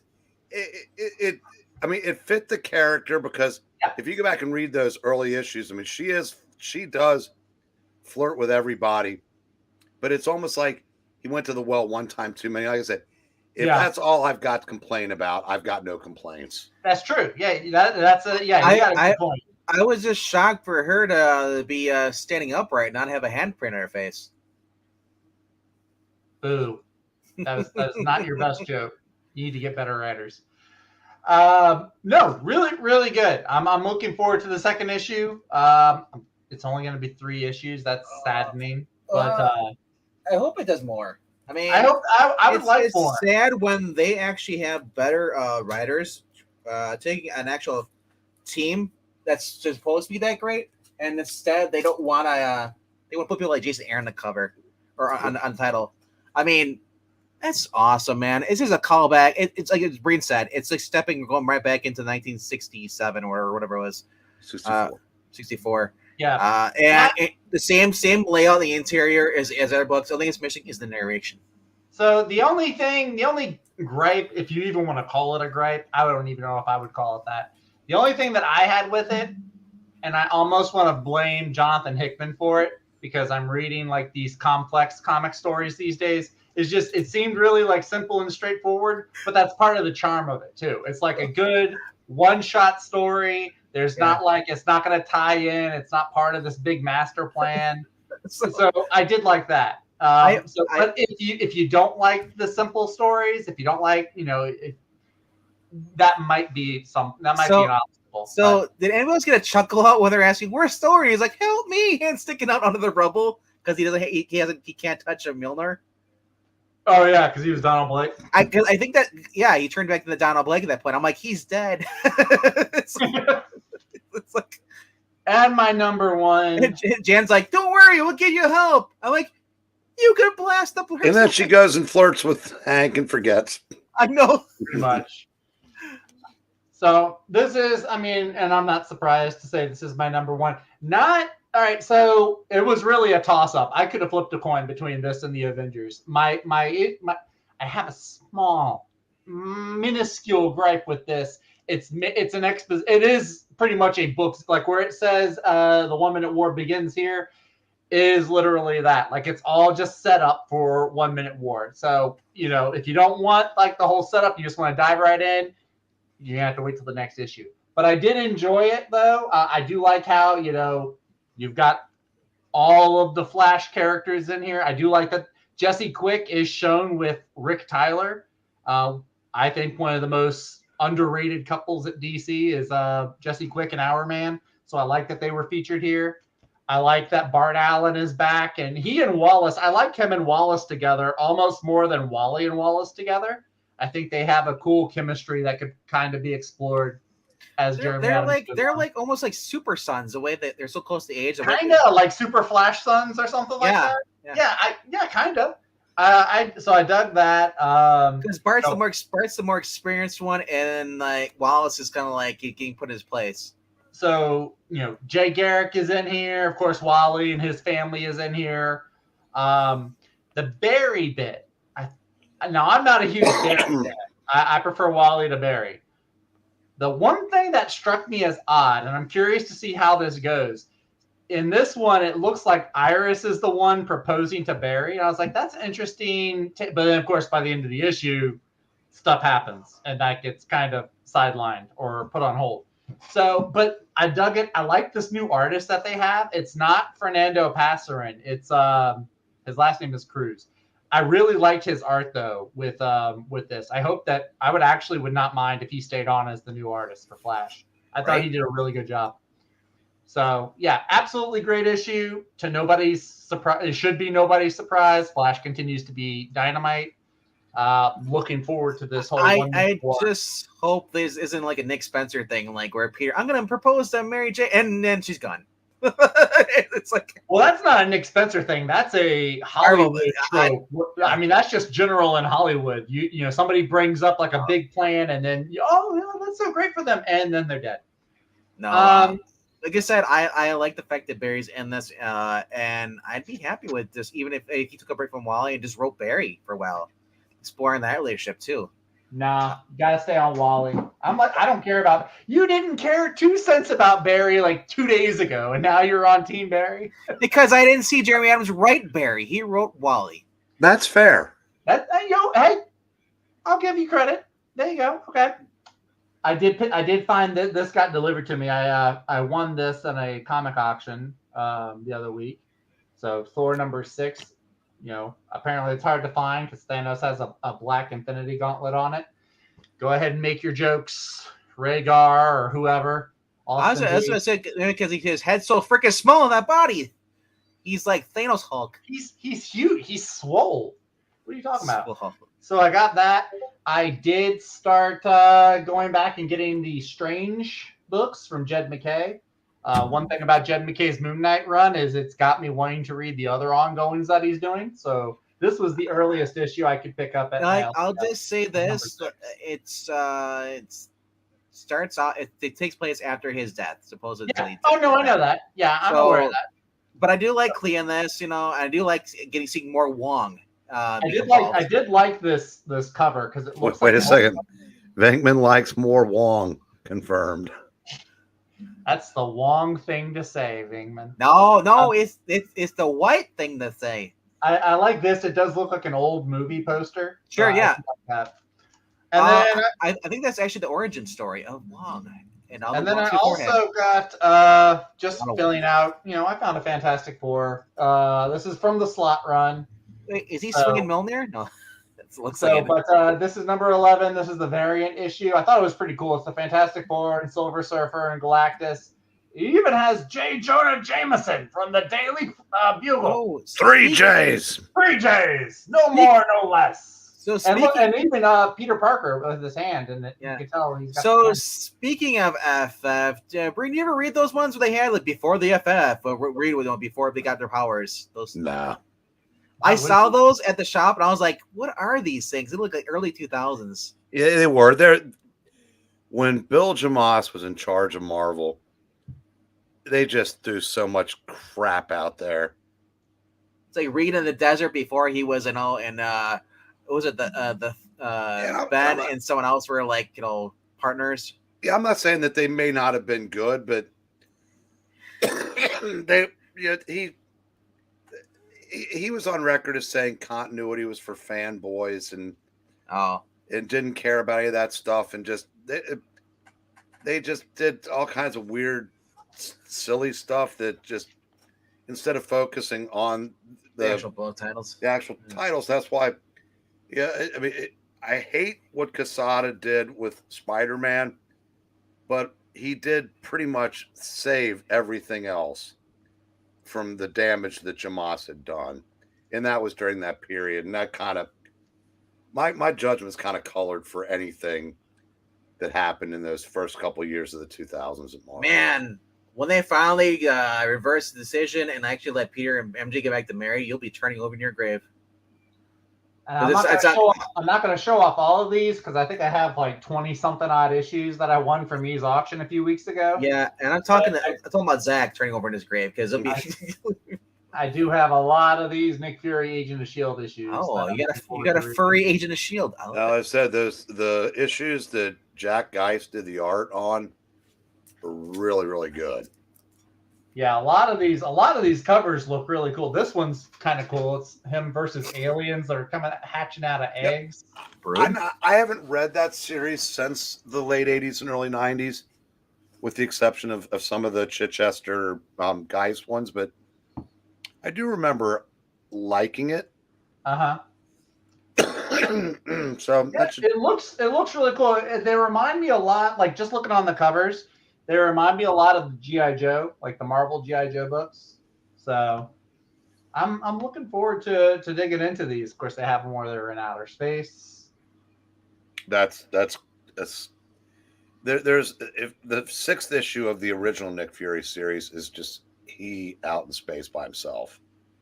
And I think that was kind of like a tribute to that with just more people. When did they create Sword? Was that 2005? Sword was recent, yeah. That was in the 80s.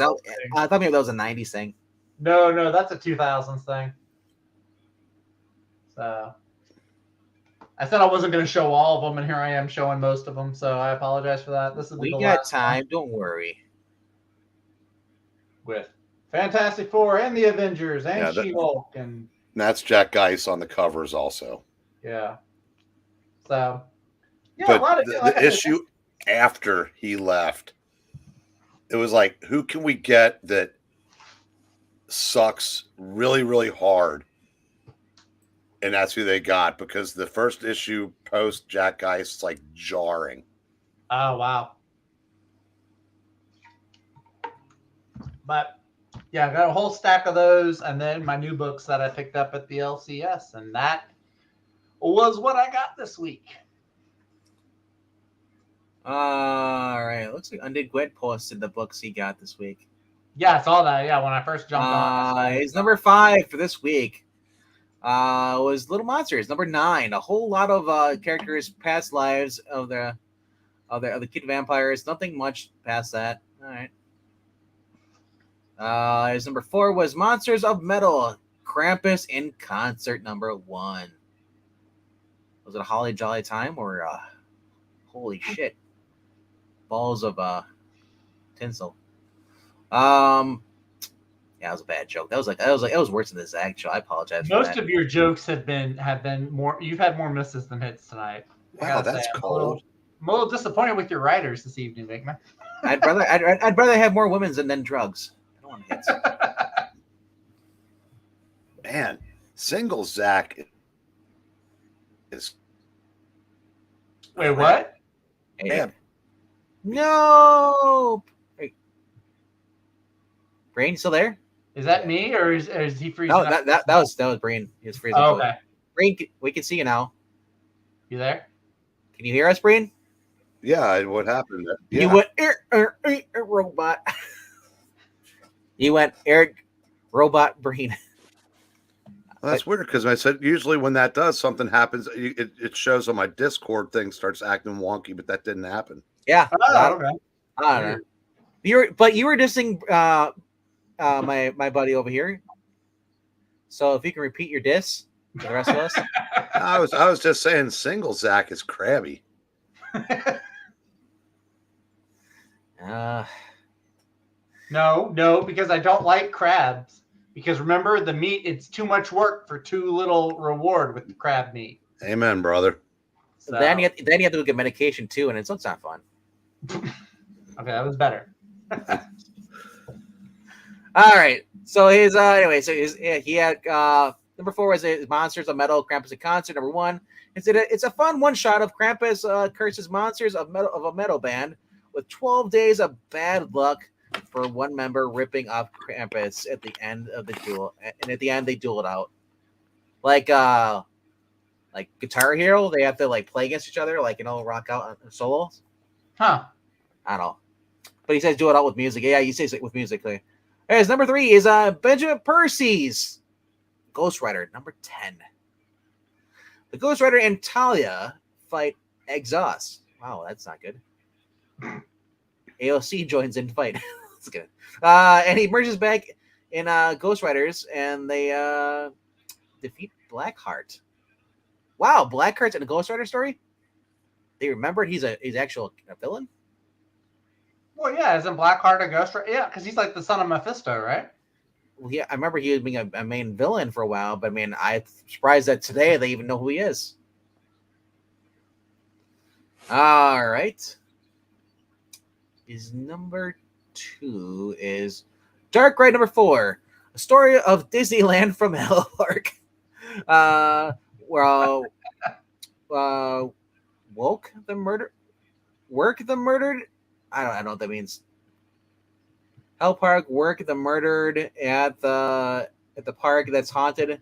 Okay, and the park and the sister finds her brother's body, and the other horror events keeps you to read more. So is that like an eerie book or something like that? Like like a bad, or is it a survival or something like that? And just people make bad choices. All right. Oh, hold on. I guess you posted it. All right, okay. I didn't see it on that because his next post was it. That makes a lot more sense. All right, a story of a Disneyland from Hell park worker that was murdered at the park, that haunted the park, and his sister finds her brother's body, and the other horror events keep you to read more. Ooh, all right. That's a great thing about StreamYard. Even if you delete a comment on YouTube, it still shows up here. It doesn't go. Yeah, that threw me off too. I think I saw that when I first jumped on. Is number 1 is the Bone Orchard Mythos, 10,000 Black Feathers. Number 5, a horror story that mixes reality and fiction, that elements of a loss, of fear, and trauma, and you have to challenge it. Give it a read, or you have to of trauma that you have to challenge. Give it a read. Punctuation. Everybody, I need. All right, folks, we're going to go back to grade school here. English 101. No, I'm just kidding. Grade school, more like middle school. We need to teach these kids because I feel like we're failing in grade school. At least middle school, they can actually think for themselves. Is middle school not grade school? Like you're in a grade in middle school, aren't you? Middle school is in between high school and elementary. As long as they've confirmed their gender identities, everything else is superfluous. What is he saying, Rhaegar? I don't know. I'm just reading what he's writing. That's Undead Quinn. All right, so that was his number 1. So I do have one other thing that I got this week. Oh, all right. Columbo, you're on the screen now. Weird Fantasy. Hey. The latest Dark Horse EC reprint. Ooh. Has Weird Fantasy 13 through 17 and issue 6. So I'm not sure how the numbering was working, but these books are only $20, and they're the best value in comics today, and especially I said for anybody that's heard through the years how great EC was. This is a very affordable way to check some of them out. Have you had a chance to read the ones I sent to you, the Witches? I've read some of them. You liking those? You know, because I'm most curious. Like, is there ever any dull? Like, you like all of those, but is there any other that could come across where they're just kind of like dull stories, even though they're older? Not really. Some are better than others. I mean, I said, EC was the pinnacle of that style of storytelling. Okay. But that's why none of those. But they're all still in print. Yes, I mean, this pretty much all the rest of the stuff is lapsed into public domain. That's why they're able to be reprinted by, as PS art books. Like I said, I like the fact they're only like they're $50 normally. I think they're like $80. Yeah. So that I was getting them for like 50 or below at my half price books. Like I said, I went to one in Madison. That's where I found all of those. Of course, I go in the most liberal area, and that's where all the books I want are because nobody goes there. No, I said, I would recommend, if you see next time you run across like an Adventures into the Unknown, grab one for yourself and read them. I mean, I said they're, once the code was enacted, the stories became more, tame. But AGC was never really all that. I mean, there were never. Let's put it this way: the code didn't really have to change that much of how they did their work. Yeah, and they're clever. Yeah, I've been looking for. Well, I'll probably never find it, but I'm looking for the Rocketeer stuff. That album one they had in the '80s. Yeah. I'm also looking for. I'm always looking for more Airboy, and Ultra Eagle is one I'm really trying to find more. So I have the issue 1, but I imagine it went for a couple more issues. Oh, you're talking about the Roy Thomas miniseries from First? Yeah, 4 issues. 4 issues. Yeah, I've only found issue 1, so I was like, man, it's a fun story. It is. By the way, why don't you put the young pretty one on the full screen there? All right. There you go. Oh! You mean you want the young one? Okay, I'm young at heart. Oh, hang on. There we go. Okay, Wilson. Yeah, that's what I was going for. Heidi ho, everybody. All I need is a fisherman's hat on there. No, I don't need one of those. And just say I like this hat. Bree might get that. It's wrestling reference. I missed it. What'd you say? He's got to get that hat on that Wilson always carries, but get it a purple version and say I like this hat. No, I did not get that one. No, that is Jack Hager. Oh, yeah. Okay, yeah. I like this hat. It's, I don't know what they're talking about. It's because you're not cool. I'm not cool. You're right. Someday. Yeah. Skip bonds with Breen on basketball. I bond with Breen on wrestling. I thought it was Bosch. Well, as far as sports go, I see my brother. My brother's huge into sports. I'm not the sports guy. Wrestling is the closest we get to. It's like the ground, or like the even ground. The neutral. It's like sweet in the piece. It's basically neutral ground, neutral territory. I did catch the last few minutes of match 7.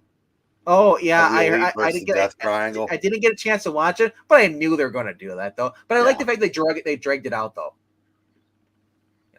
It was pretty cool. But that being said, though, I know nobody really here cares about wrestling other than me and then maybe Brain here and there. But like we were talking about the WE thing, how if it goes to like another country or because rumor is Saudi Arabia is going to be buying the company.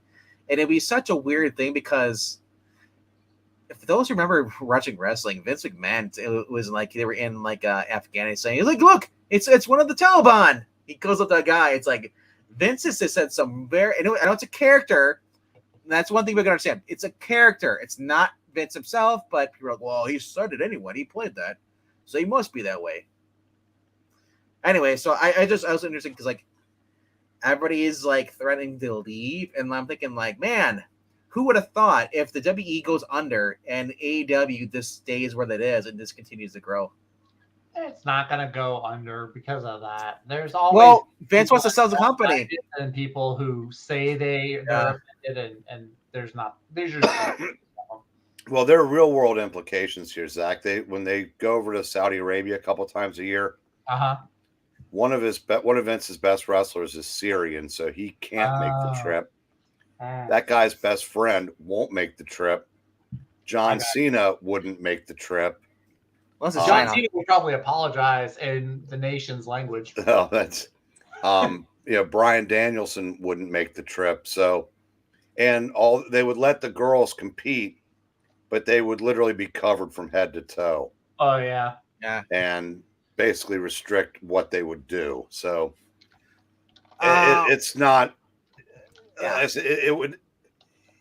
If he does sell to the Saudis, it could really do some damage to the company. So, but I think it was kind of funny the fact that they even had people arguing, saying like, "Oh, AEW give them 2 years and they're gone. You're just a crappy version of WCW. They'll be gone and W will still going. They're gonna make a bank." I'm thinking like, guy Vince left the company, but it was still 81. He stepped down as CEO because scandalous accusations of sexual assault and all stuff, or sexual harassment.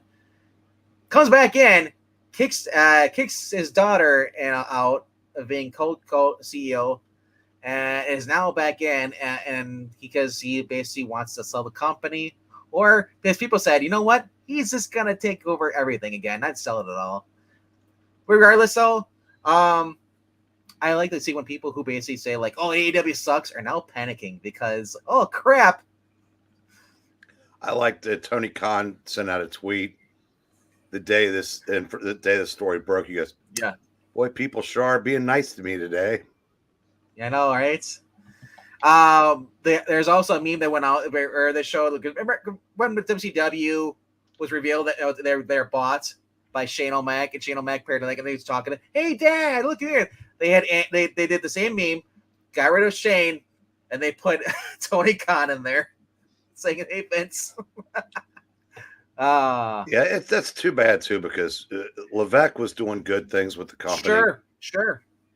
And Vince's ego just can't take it, and he's gonna ruin it again. Yeah, he is. And I said it's now I have my own problems with AEW. I mean, they are definitely sure they have their own wokeness too. Yeah, they're far too woke for my taste. And it would probably be in Tony Khan's best interest to just remain neutral politically. Yep. Because that's really all. Conservatives, we're not greedy enough to ask for entertainment to be tailored towards us.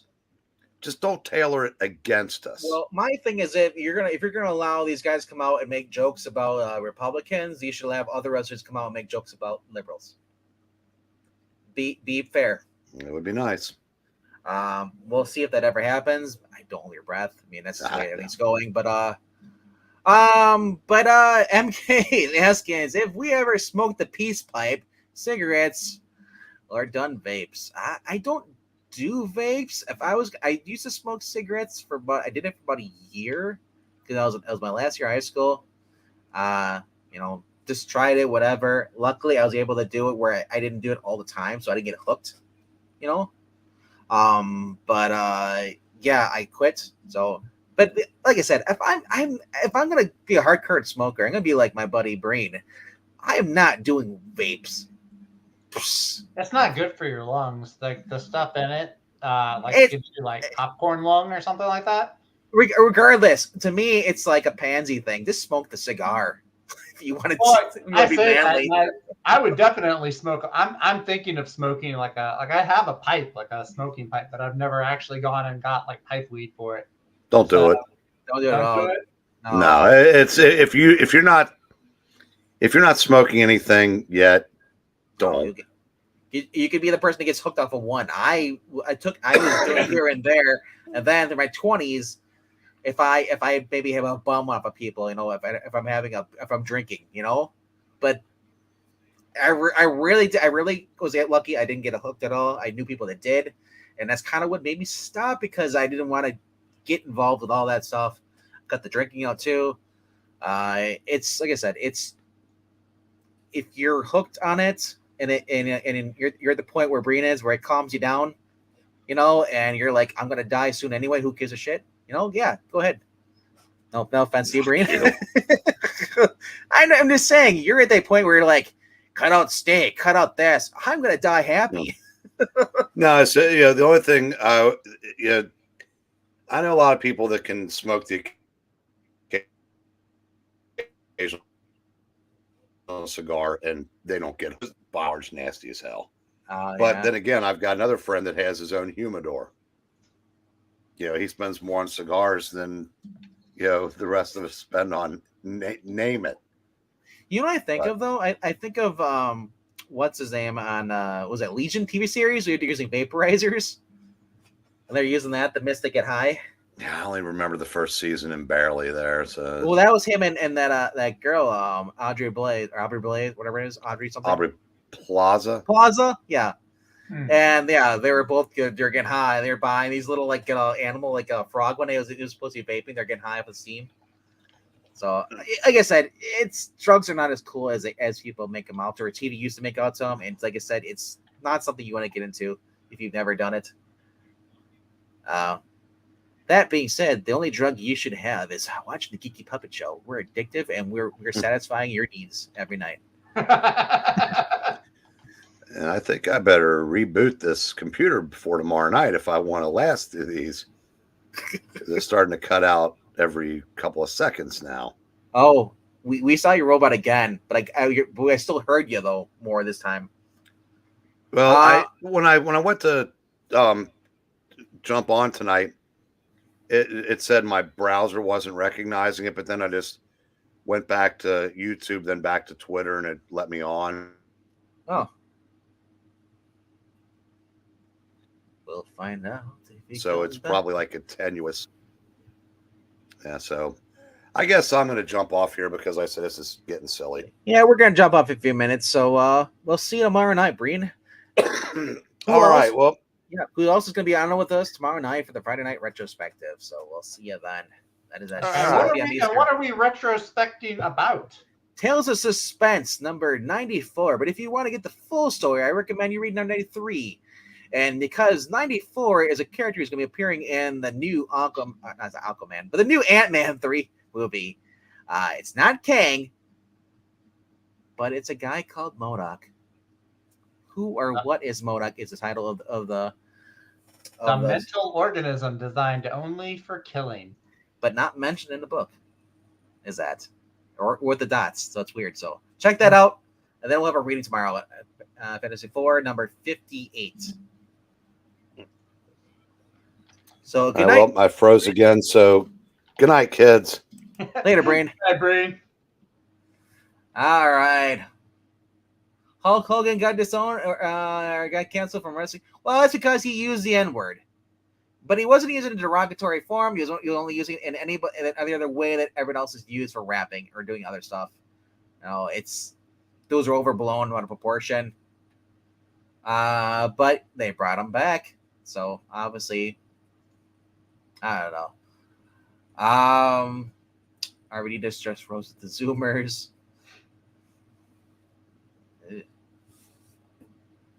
That's more like a boys topic where we roast things. Flamethrowers. All right, Eric Breen. Why would I approve of heroin? Wait, add an E to it?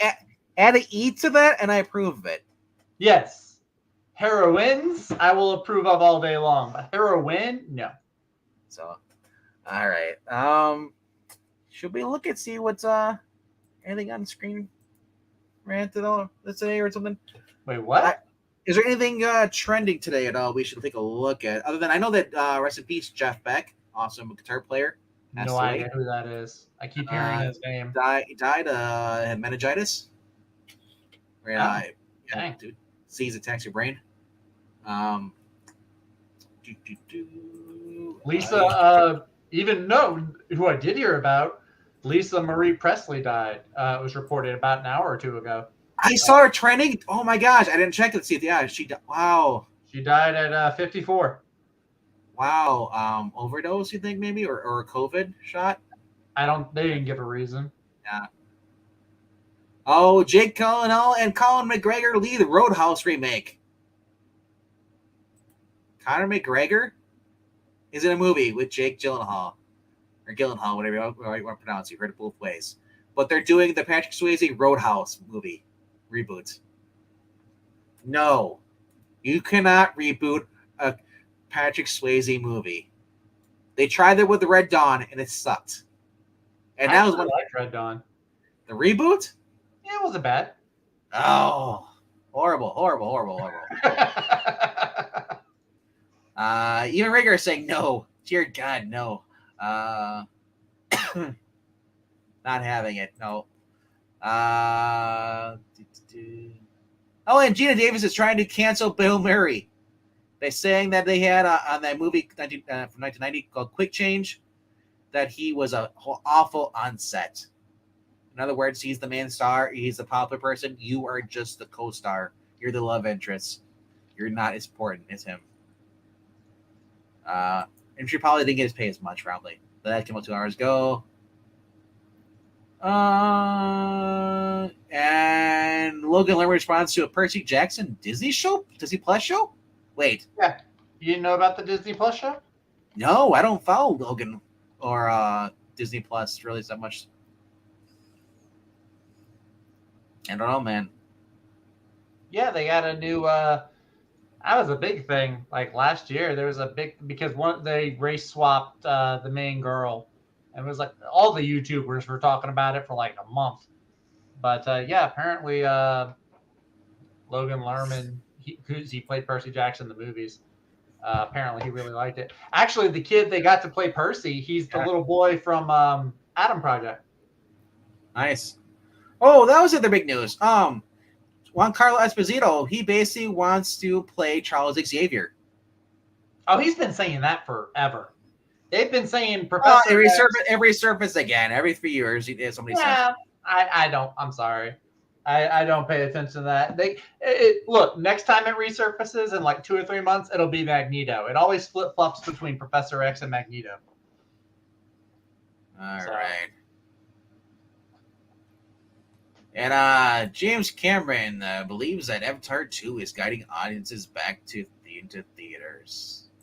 James Cameron got an ego on him. He might be right. He's got an ego on him. And I think it's just hype right now because people are like, oh, you need to go see this. Like, oh yeah, they go see it. It's like it's just the trend to do, the fad to do because this guy hasn't done this since the first one, and then they realize it's just about water for 190 minutes, and it's just basically Pocahontas 2.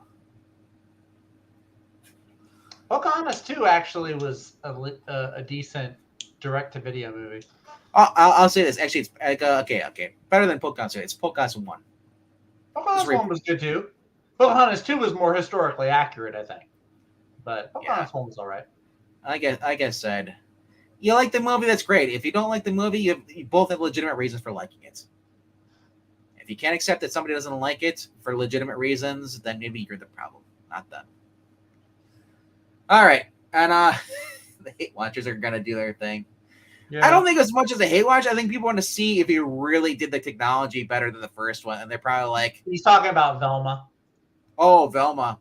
I know one person I follow, Mary, or she is a big Batwoman fan and all DC stuff. She said she watched it through... She's not from this country. I think she's from Canada. So it wasn't available.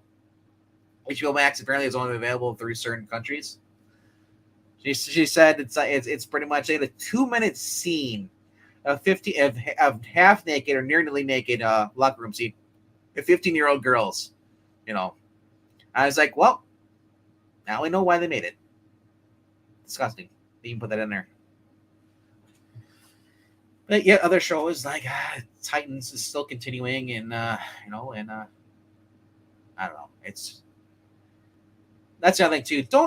Don't watch movies just because you hate them, or if you gotta watch them, watch them with a friend. And if you're gonna do it though, do it after it's been out. Don't go to see it in the theater. Go see it in a streaming service where it doesn't make money. But I don't know. Oh, she's British? Oh, I did not know that. Thanks for doxing her. Let's see here. I don't see. Oh, and Netflix just canceled another crappy animated series called Inside Job. All right, I think that's it for TV though. I didn't see anything for CBR. Did you look at all?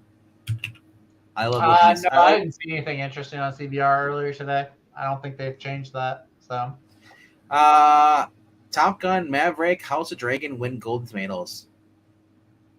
I guess it's award season. Yeah.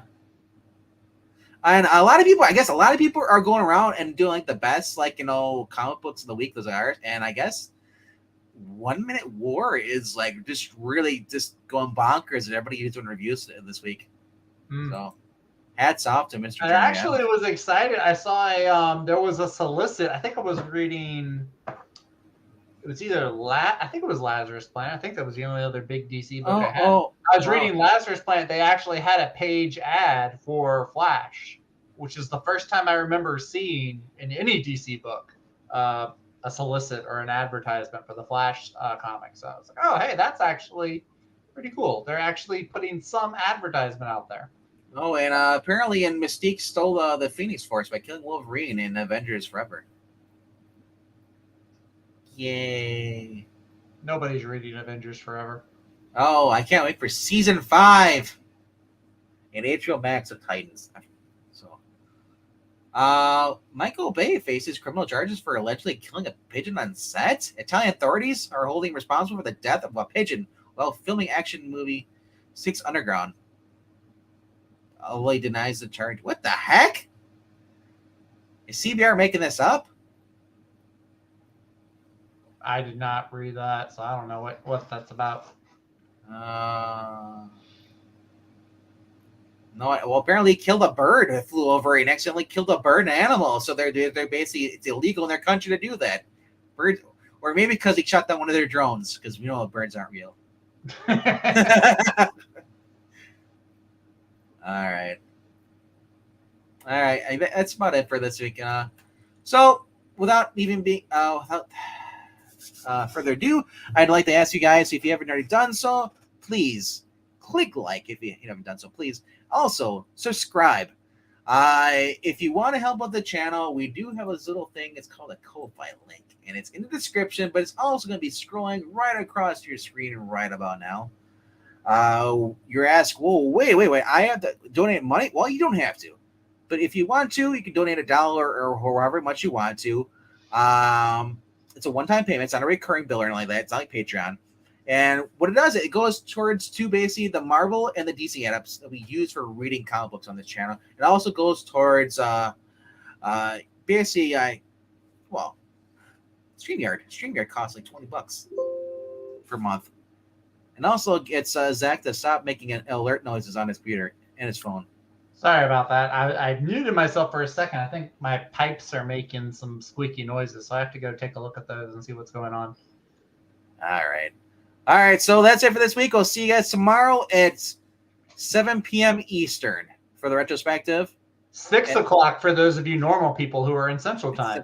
Yes. And then 8 p.m. Eastern, 7 p.m. Central will be Fantastic Four rating, number 58. It's part 2 of 4 of Doom with the powers of the Silver Surfer. Ooh, nice. I know. I can't wait to read it. Looks very great. Cool. Previewing it. Did y'all read part 1? Yeah. Okay. It's 57. We did that on Friday. Last Friday? Okay. Yeah. Cool. All right. So you see you guys tomorrow. Later. Stay breezy, fellow comics fans. Sorry for that, guys. Apologize. More bad jokes tomorrow.